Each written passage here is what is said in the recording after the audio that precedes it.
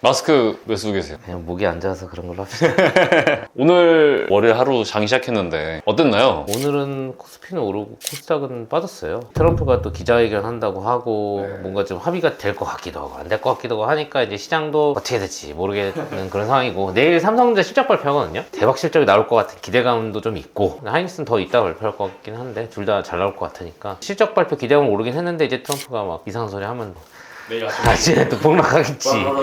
보통 실적 발표를 하면은 선반영이 되나요? 아니면은 근데 원래는 선반영이 되죠. 기대감을 쫙 오르다가 실바를 딱 하면은 물량이 나오고 팔고 막 이러거든요. 실적 잘 나와도. 근데 이제 뭐 3월 내내 이란 때문에 계속 빠졌잖아. 그러니까 뭐 내일 만약 실적이 진짜 잘 나왔는데 뭐 이란이 뭐 예를 들어 협상까지 잘 됐다 그러면은 뭐 폭등할 수도 있을 것 같아요. 원장님이 가끔씩 그랬잖아요. 떨어지면 줍줍 해야 된다. 이런 지정학적 이슈로 좋은 회사 나쁜 회사 다 빠지니까, 좋은 회사인데 낙폭이 좀 큰 회사들, 그런 회사를 잘 담는 기회로 삼는 게 좋은 것 같아요. 원장님 어떤 회사를 찾으셨나요? 사실 뭐 그런 회사가 많긴 한데, 제가 2월 달에 선익시스템이라는 회사에 그 IR을 갔었어요. 그 회사가 장비 회사인데 아이템이 괜찮은 것 같아서 그거를 이제 사고 싶었어. 그때 주가가 좀 비싼 거예요. 왜냐면 6만 원 하다가 13만 원으로 두 달 만에 2배가 올랐는데, 얘네가 페로브스카이트라고 태양광 증착하는 기술을 세계 유일으로 개발을 했다. 이런 것 때문에 일론 머스크가 우주에 태양광 해야 된다 그래갖고 약간 테마로 좀 오른 거긴 한데, 다른 아이템들도 다 괜찮아가지고 사고 싶었는데 이번에 많이 빠지더라고요. 지난 목요일에 8만 원까지 빠지는 거예요. 원래 14만 원까지 갔었는데 이 정도면 사볼만 하겠다 그래가지고 조금 사고, 평단 한 8만 8천 원 정도 되는 것 같아요 지금. 얘네가 지금 시총이 9천억인데 작년 영업이익이 1,100억 나왔어요. 단기순이익이 965억 나오고, 지금 퍼가 한 10배 정도 되잖아요. 근데 얘네가 사업 구조가 좀 미래 사업 쪽이에요. 그래도 얘 퍼 15배에서 20배까지 줄 수 있지 않을까, 뭐 이런 생각을 하고 있습니다. 얘네가 어떤 사업을 하냐면 OLED 증착기 납품하는 회사예요. 이렇게 세 가지 사업을 하는데, 예전에 캠트로닉스 할 때 삼성 디스플레이에서 8.6세대 투자한다고 했잖아요. 8.6세대 패널을 만들려면은 패널에다가 OLED라는 걸 증착을 해야 돼요. 사실 삼성전자는 캐논 도끼 거를 씁니다. 여태까지는 걔네가 거의 독점이었어요. 선익시스템은 LG 쪽으로 해서 OLED 납품을 하던 회사입니다. 근데 이제 LG가 8.6세대에 투자를 안 하고 있어요. 원래 얘는 매출이 뭐 한 400억, 700억, 600억 하다가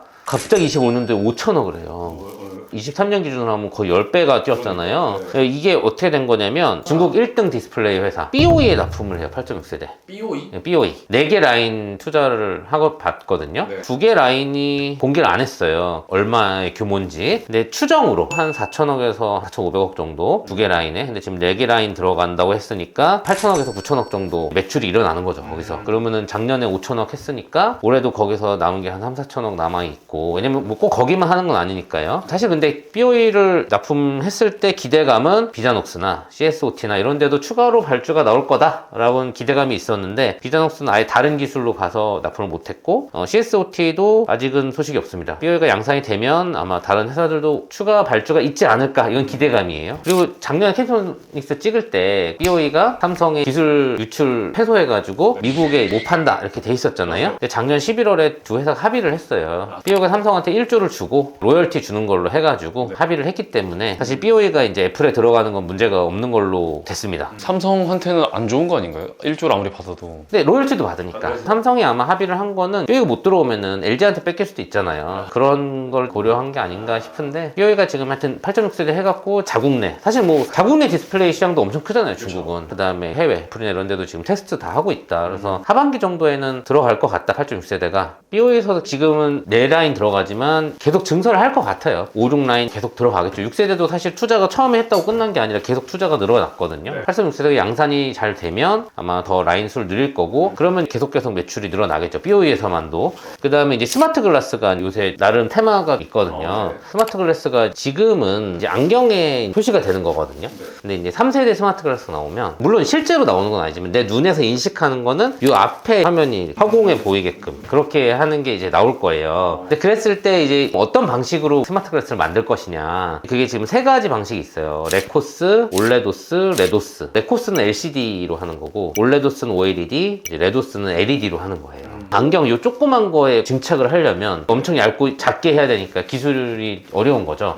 레코스 같은 경우는 우리나라의 라운텍이라는 회사에서 주로 하고 있고, 올레도스는 선익시스템에서 이제 이 장비를 중국 회사에 납품을 하고 있어요. 레도스는 우리나라에서 관련해서 살편 만들어서 하는 거죠. 근데 이제 장단점이 있어요. 레코스는 가격은 싼데 화질이 좀 안 좋대요. 올레도 쓰는 화질이 다 너무 좋은데 빛이 좀 약해요. 태양보다 약하니까 이게 밖에서는 안 보여요. 근데 이제 우리가 AR 기기, 메타에서 나온 3세대 스마트 글라스를 쓰면 밖에서 막 이렇게 할 수 있는 게 사실은 핵심이잖아요. 그래서 올레도스는 빛이 약해서 안 된다. 이게 단점이 있고, 레도스는 밝기가 몇십 배이기 때문에 되는데 너무 비싸. 이게 너무 비싸면은 사실 시장성이 떨어지잖아요. 양산하기가 어렵고. 그래서 우리 선익 시스템에서 이제 한 거는 팬덤이라 그래가지고 증착을 여러 번 하는 거예요. OLED를 증착을 여러 번 하면 밝기가 밝아진대요. 더 그런 기술로 단점을 좀 극복해서 지금 납품을 하고 있습니다. 실제로 지금 올해 들어서 마이크로 OLED 쪽 장비가 계속 발주가 나오고 있어요. 다 중국 회사긴 한데 400억 한 번 하고 200억 한 번 하고, 이번에는 시아라는 회사에서 나왔는데 공개를 안 했습니다. 금액이 얼마인지. 기존보다 더 큰 규모인 것 같아요. 지금 마이크로 OLED 쪽도 이미 1000억 이상 수주를 받은 상황이에요. 아직은 이게 테스트 물량인데 그 정도니까 만약에 스마트 글라스 시장이 커지면 매출이 엄청나게 커질 수도 있죠. 그 다음에 이제 태양전지 쪽에는 지금 폴리실리콘으로 하고 있단 말이에요. 그래서 예전에 제가 오시아 홀딩스 얘기할 때도 이제 폴리실리콘 얘기를 하는데, 그때 기억날지 모르겠는데 우주에 일론 머스크가 하면은 폴리실리콘 어디 거 쓰겠냐 이랬는데 폴리실리콘을 안 한대요, 우주는.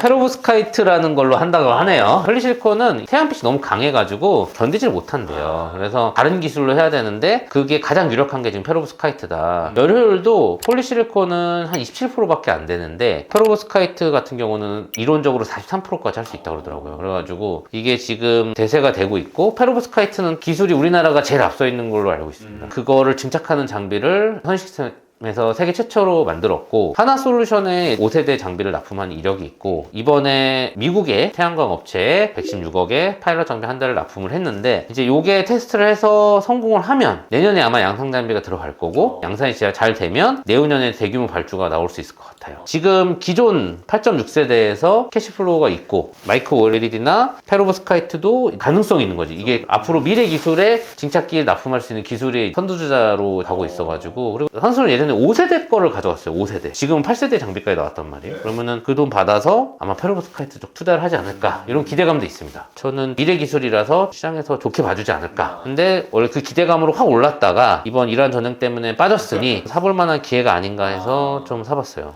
태양전지 우주에서 쓰는 건 아직은 그렇게 많은 양은 아니잖아요. 지상에서 쓰는 것도 이게 효율이 훨씬 좋으니까 만약에 양산에 성공하면 대체를 할 수 있겠죠. 그리고 내구성도 더 좋아요. 기존의 폴리시콘 기술을 다 대체할 수도 있는 거죠. 오시아 홀딩스는 좀 악재긴 한데, 저는 그래서 오시아 홀딩스를 줄이고 있었어요. 15, 16만 원 정도에 많이 정리를 했는데, 와, 20만 원이 넘었어, 오시아 홀딩스가.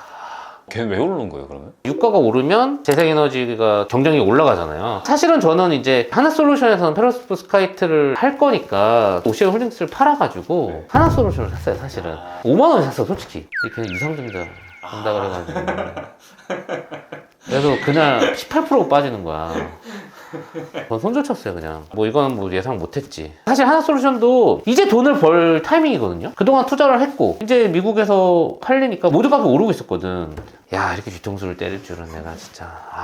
이 회사에서 지금 좋은 얘기 해주셨는데 악재가 있다면? 제가 있다면 이제 디스플레이 쪽에서 발주가 안 나오는 거. 8.6세대가 삐오이가 양산했는데 잘 안 돼. 그냥 캐논 도끼가 써야겠다, 이럴 수도 있는 거고, 최악의 경우. 그 다음에 삐오이에서 물량이 제일 크지만 CSOT나 다른 데서도 추가적 발주가 나오기를 기대하고 회사도 접촉하는 걸로 알고 있거든요. 근데 거기서 발주가 안 나오면 아무래도 좀 매출 성장은 좀 약할 수 있죠. 그 다음에 마이크로 OLED가 아직은 올레도스가 될지 레도스가 될지 몰라요. 사람들은 레도스를 더 가능성 높게 보고 있습니다. 왜냐면 야외에서 볼 수 있어야 되는데 아직 올레도스는 그게 안 된다. 그 단점을 개선해서 올레도스도 많이 노력을 하고 있고, 근데 단가가 레도스가 너무 비싸니까 누가 채택이 될지는 좀 지켜봐야 되는 것 같아요. 그래서 페로브스카이트는 아직 현실화된 기술은 아니라서 시간이 좀 걸리죠. 빨라야 1, 2년이고 오래 걸리면 더 걸릴 수도 있어요. 지금 디스플레이 쪽에서 매출과 이익이 늘어날 거니까 지금 좀 빠졌을 때 사두는 건 괜찮지 않을까. 어차피 미래 기대감으로 주가는 가는 거니까요.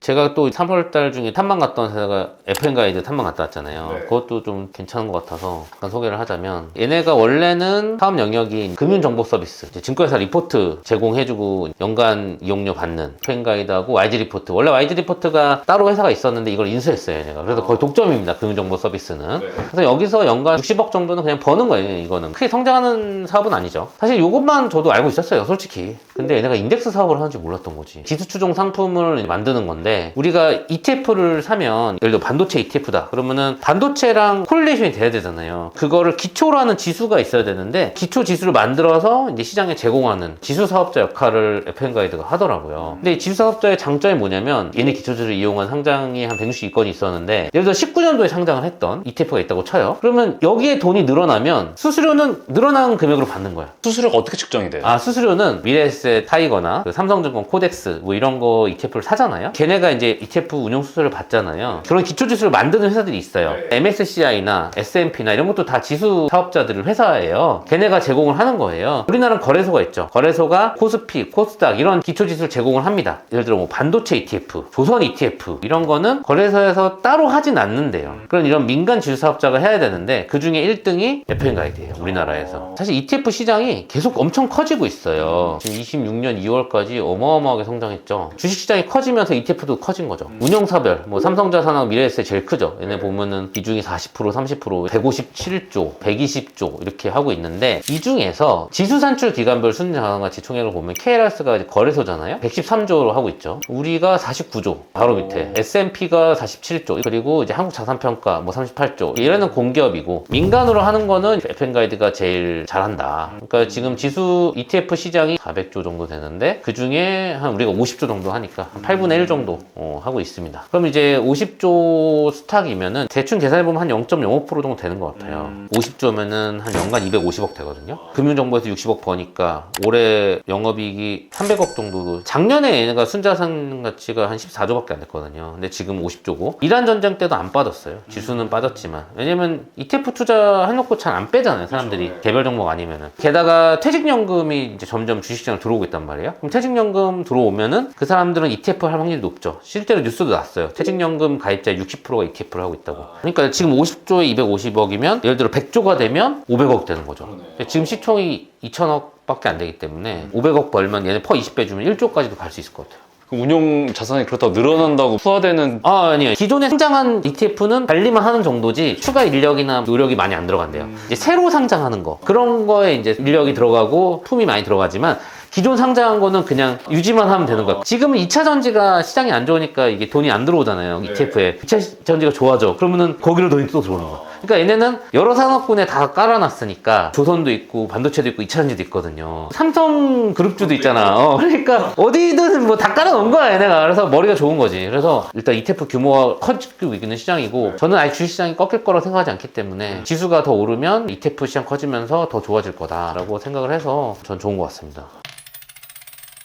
아까 말한 대로 시장 빠졌을 때 사면 좋아할 것 같다 생각한 게 이제 증권주도 그럴 거 생각했거든요. 왜냐면 증권주가 이번에 1분기 실적이 엄청나게 좋을 거란 말이에요. 1, 2월에 지수가 엄청나게 좋았으니까 이제 3월 달에 지수가 빠졌지만 빠져도 거래량은 엄청 많았으니까 왜냐면 오르락내리락 했으니까 내가 보기 증권회사들 브로커리지 엄청 벌었을 것 같거든요. 그러니까 1분기 실적이 미쳤을 것 같은데 증권사를 다 빠졌단 말이에요. 그러니까 저는 삼성증권을 샀습니다 솔직히. 근데 보니까 한국금융지가 엄청 빠졌더라고. 30만원에서 20만원까지 빠졌어. 근데 금융지도 되게 좋은 회사거든요. 얘를 샀어야 되는데 삼성증권을. 사실 내가 왜 삼성증권을 샀냐면 난 ETF에 약간 꽂혀 있었으니까. 삼성증권이 ETF 1등이잖아. 그러면 얘네가 ETF 수익까지 벌으면 엄청 돈을 많이 벌겠구나 이런 생각을 해서 샀는데 삼성자산운용은 삼성생명에 들어가 있더라고요.